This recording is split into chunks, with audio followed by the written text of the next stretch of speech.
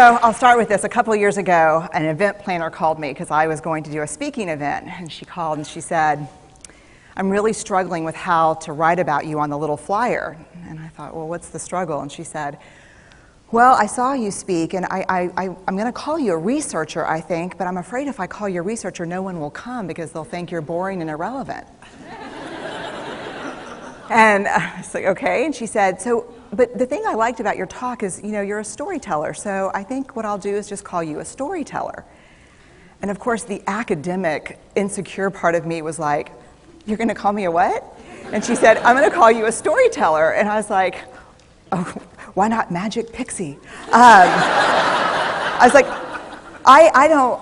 let me think about this for a second. And so I tried to call deep on my courage, and I thought, I am a storyteller. I'm a qualitative researcher. I collect stories. That's what I do. And maybe stories are just data with a soul, and maybe I'm just a storyteller. So I said, you know what? Why don't you just say I'm a researcher storyteller? And she went, there's no such thing. So I'm a researcher storyteller. And I'm going to talk to you today. We're talking about expanding perception. And so I want to talk to you and tell some stories about a piece of my research that fundamentally expanded my perception and really actually changed the way that I live and love and work and parent. And this is where my story starts.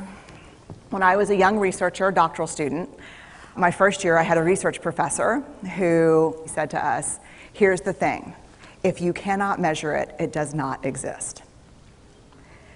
And I thought he was just sweet-talking me. I was like, really? And he's like, absolutely.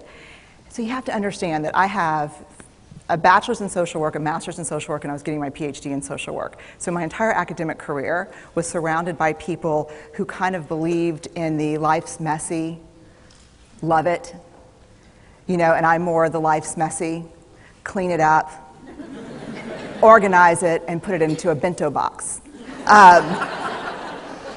And so to think that I had found my way, to found a career that takes me, really one of the big sayings in social work is lean into the discomfort of the work. And I'm like, knock discomfort upside the head and move it over and get all A's. That was my mantra. So I was very excited about this. And so I thought, you know what? This is the career for me because I am interested in some messy topics, but I want to be able to make them not messy. I want to understand them. I want to hack into these things that I know are important and lay the code out for everyone to see. So where I started was with connection, because by the time you're a social worker for 10 years, what you realize is that connection is why we're here. It's what gives purpose and meaning to our lives. This is what it's all about. It doesn't matter whether you talk to people who work in social justice and mental health and abuse and neglect. What we know is that connection, the ability to feel connected, is neurobiologically, that's how we're wired, it's why we're here. So I thought, you know what, I'm going to start with connection. Well, that situation where you get an evaluation from your boss, and she tells you 37 things that you do really awesome and one thing that you can't, an opportunity for growth. And all you can think about is that opportunity for growth, right? Well, apparently this is the way my work went as well, because when you ask people about love, they tell you about heartbreak. When you ask people about belonging, they'll tell you their most excruciating experiences of being excluded. And when you ask people about connection, the stories they told me were about disconnection. So very quickly, really about 6 weeks into this research, I ran into this unnamed thing that absolutely unraveled connection in a way that I didn't understand or had never seen. And so I pulled back out of the research and thought, I need to figure out what this is. And it turned out to be shame. And shame is really easily understood as the fear of disconnection. Is there something about me that if other people know it or see it, that I won't be worthy of connection? The things I can tell you about it, it's universal. We all have it. The only people who don't experience shame have no capacity for human empathy or connection. No one wants to talk about it, and the less you talk about it, the more you have it. What underpinned this shame, this I'm not good enough, which we all know that feeling. I'm not blank enough. I'm not thin enough, rich enough, beautiful enough, smart enough, promoted enough. The thing that underpinned this was excruciating vulnerability. This idea of, in order for connection to happen, we have to allow ourselves to be seen, really seen. And you know how I feel about vulnerability. I hate vulnerability. And so I thought, this is my chance to beat it back with my measuring stick. I'm going in, I'm going to figure this stuff out, I'm going to spend a year, I'm going to totally deconstruct shame, I'm going to understand how vulnerability works, and I'm going to outsmart it. So I was ready, and I was really excited. As you know, it's not going to turn out well. You know this. So I could tell you a lot about shame, but I'd have to borrow everyone else's time. But here's what I can tell you that it boils down to. And this may be one of the most important things that I've ever learned in the decade of doing this research. My 1 year has turned into 6 years, thousands of stories, hundreds of long interviews, focus groups. At one point, people were sending me journal pages and sending me their stories, thousands of pieces of data. And 6 years. And I kind of got a handle on it. I kind of understood this is what shame is, this is how it works. I wrote a book, I published a theory, but something was not okay. And what it was is that if I roughly took the people I interviewed and divided them into people who really have a sense of worthiness, that's what this comes down to, a sense of worthiness. They have a strong sense of love and belonging. And folks who struggle for it, and folks who are always wondering if they're good enough. There was only one variable that separated the people who have a strong sense of love and belonging and the people who really struggle for it, and that was the people who have a strong sense of love and belonging believe they're worthy of love and belonging. That's it. They believe they're worthy.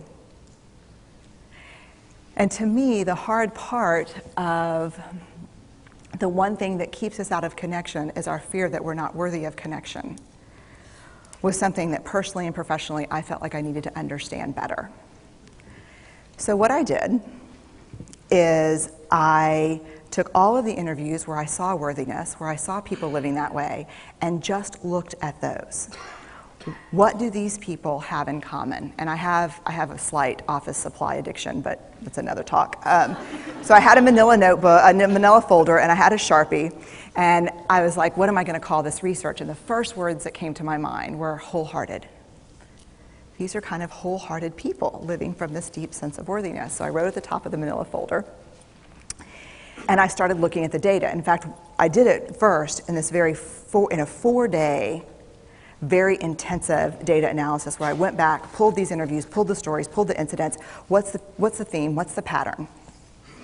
My husband left town with the kids because I always go into this kind of Jackson Pollock crazy thing where I'm just like writing and going and kind of just in my researcher mode.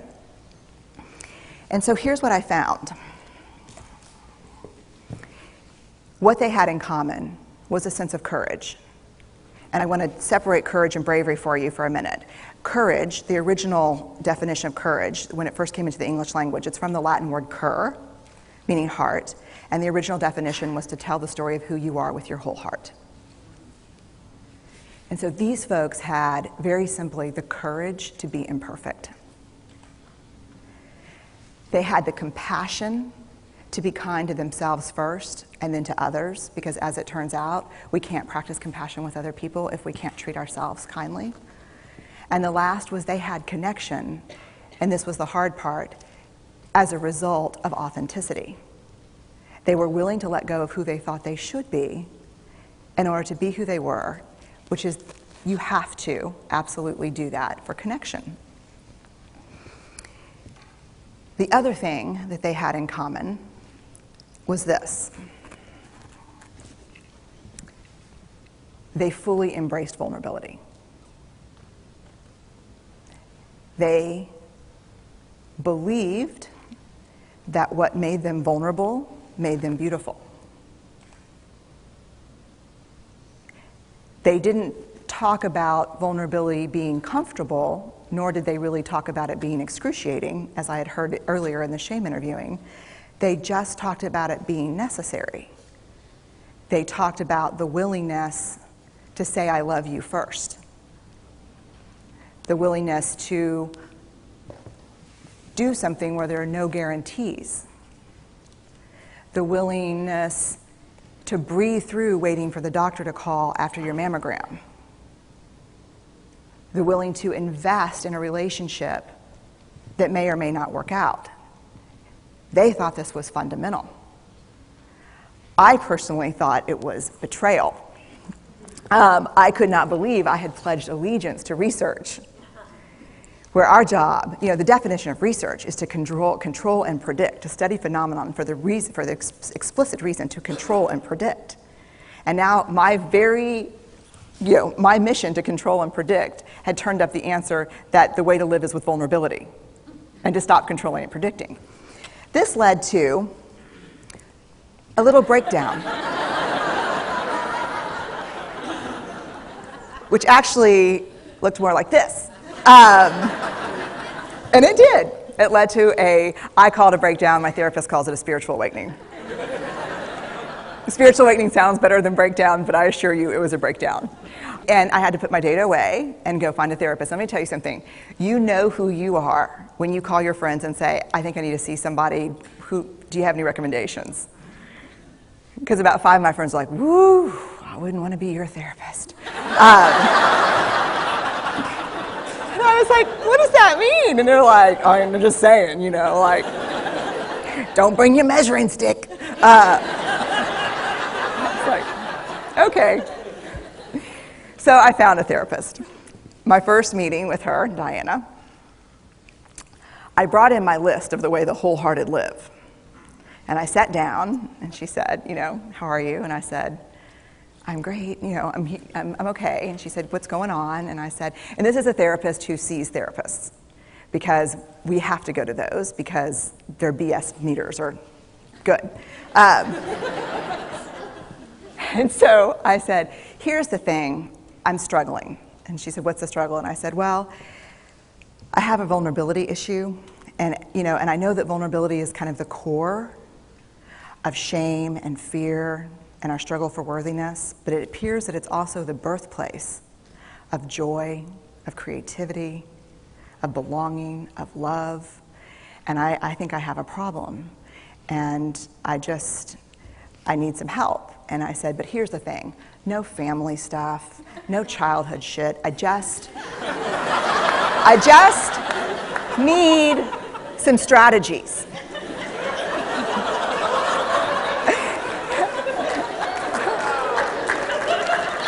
Thank you. So she goes like this. And then I said, it's bad, right? And she said, it's neither good nor bad. It just is what it is. And I said, oh my God, this is gonna suck. And it did, and it didn't. And it took about a year. And you know how there are people that, like, when they realize that vulnerability and tenderness are important, that they kind of surrender and walk into it? A, that's not me. And B, I don't even hang out with people like that. For me, it was a year-long street fight. It was a slugfest. Vulnerability pushed, I pushed back. I lost the fight, but probably won my life back. And so then I went back into the research and spent the next couple of years really trying to understand what the wholehearted, what the choices they were making, and what are we doing with vulnerability? Why do we struggle with it so much? Am I alone in struggling with vulnerability? No. So this is what I learned. We numb vulnerability. When we're waiting for the call, it was funny, I sent something out on Twitter and on Facebook that says, how would you define vulnerability? What makes you feel vulnerable? And within an hour and a half, I had 150 responses. Because I wanted to know, what's out there. Having to ask my husband for help because I'm sick and we're newly married. initiating sex with my husband, initiating sex with my wife, being turned down, asking someone out, waiting for the doctor to call back, getting laid off, laying off people. This is the world we live in. We live in a vulnerable world. And one of the ways we deal with it is we numb vulnerability. And I think there's evidence, and it's not the only reason this evidence exists, but I think that it's a huge cause. We are the most in debt, obese, addicted, and medicated adult cohort in US history. The problem is, and I learned this from the research, that you cannot selectively numb emotion. You can't say, here's the bad stuff. Here's vulnerability, here's grief, here's shame, here's fear, here's disappointment. I don't want to feel these. I'm going to have a couple of beers and a banana nut muffin. I don't want to feel these. And I know that's knowing laughter. I hack into your lives for a living. I know that's, God. You can't numb those hard feelings without numbing the other affects or emotions. You cannot selectively numb. So when we numb those, we numb joy. We numb gratitude. We numb happiness. And then we are miserable and we are looking for purpose and meaning. And then we feel vulnerable. So then we have a couple of beers and a banana nut muffin. And it becomes this dangerous cycle.